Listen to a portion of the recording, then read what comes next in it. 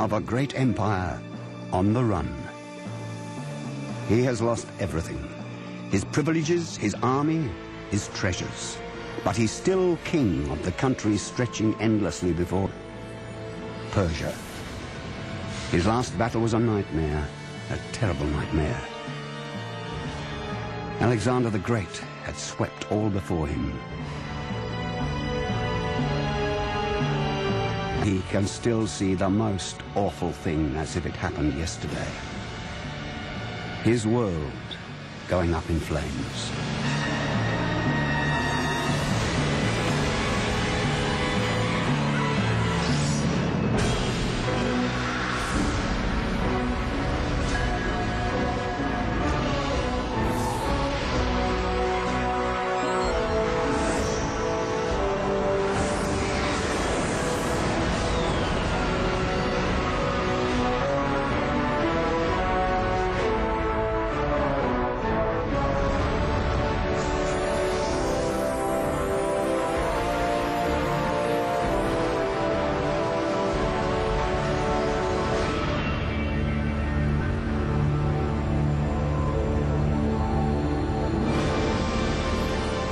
Persia, 2,500 years ago, an empire of desert and rock, yet the center of the world.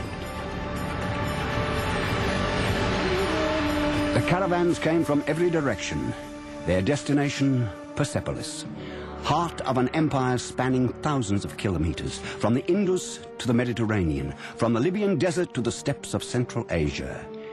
The Persian Empire was 10 times the size of modern Germany.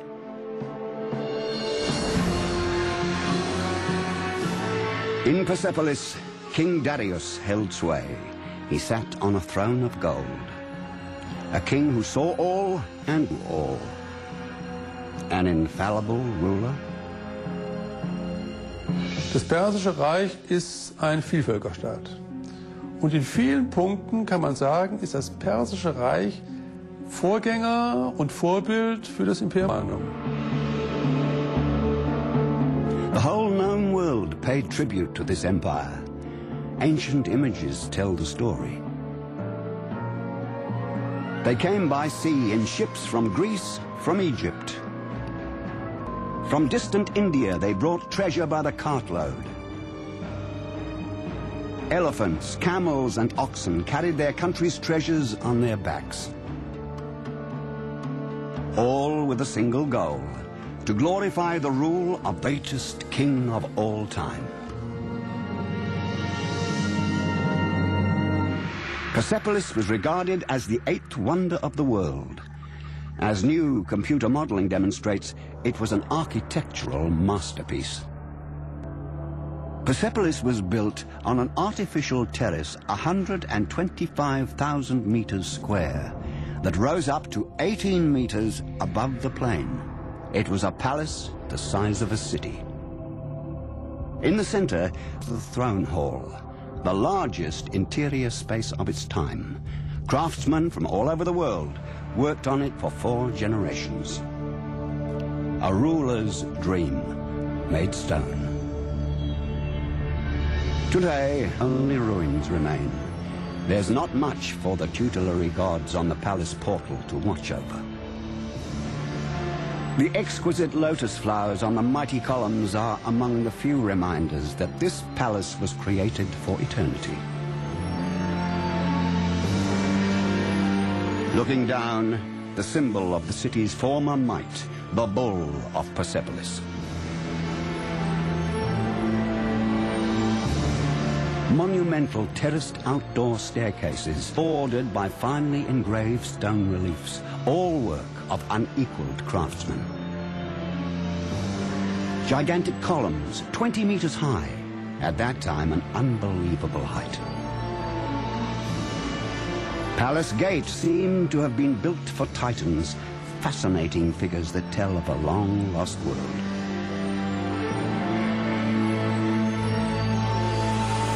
Persepolis war unter den Residenzen des Großkönigs die herausragende. Sie stellt eine Verbindung dar von Palastanlage und administrativem Zentrum. Immer dort, wo sich der König aufhielt, war auch das Zentrum des Reiches. But in spite of the empire's size and strength, it had an adversary to seal its doom. Persia's nemesis was a small empire, 100 times smaller than Persia, Macedon. In Pella, capital of this empire, a child was born who would change everything. He was born here in the shadow of the mountains, Alexander, later called the Great. It was he who would challenge the mighty King Darius.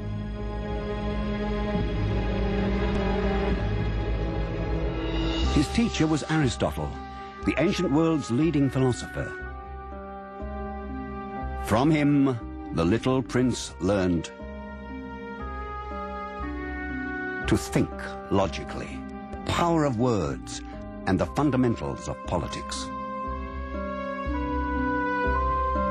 Alexander turned his teacher's words into deeds, and he never forgot what Aristotle told him of Persia's immeasurable wealth.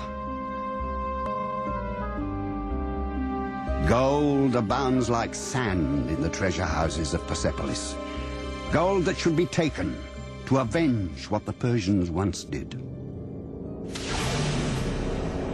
150 years before, the Persians had destroyed the Acropolis in Athens.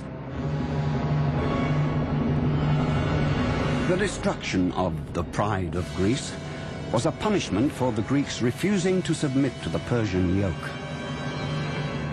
Die Perserkönige haben den griechischen Städten in ihrem Machtbereich Frieden garantiert und Wohlstand garantiert. Aber sie haben ihnen die politische Selbstständigkeit genommen, vor allem das Recht, Krieg zu führen auf eigene Rechnung. Das sind Dinge, die die Griechen selber in ihrem Selbstbewusstsein gekränkt haben. Sie wollten frei sein. Alexander felt called to make this dream of freedom come true. Earlier, he learned how to win. He didn't have much time. He would die young. But in his short life, he achieved more than any other commander before him.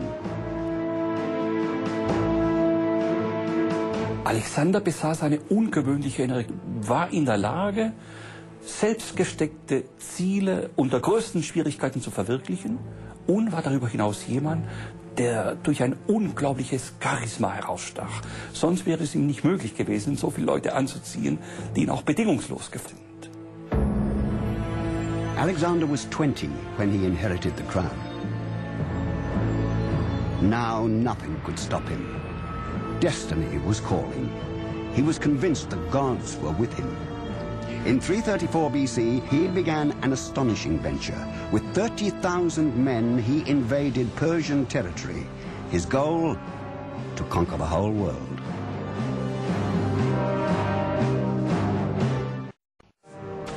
At Troy, Alexander crossed the Hellespont into Asia.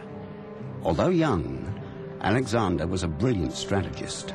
First, he wanted to occupy the ports of Asia Minor, so that the powerful Persian fleet could not use them to attack his homeland.